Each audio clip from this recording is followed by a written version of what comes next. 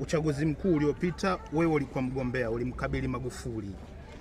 Watanzania wanataka kujua bado una nguvu zile zile za kutaka kwenda kumkabili Samia kwenye uchaguzi mkuu, au umekata tamaa na wewe kutokana na mambo yanayoendelea kwenye upinzani, hasa na wananchi wenyewe? Inaonekana kila kukicha mama imekuwa mama kafanya. Nilipokuwa na mkabili Magufuli nilikuwa na miaka 52. Mwaka ujao nitakuwa na miaka 57. Kwa hiyo haiwezi ikawa nina nguvu zile zile za miaka 52 na miaka 57, haziwezi kawa zile zile. Lakini nguvu ya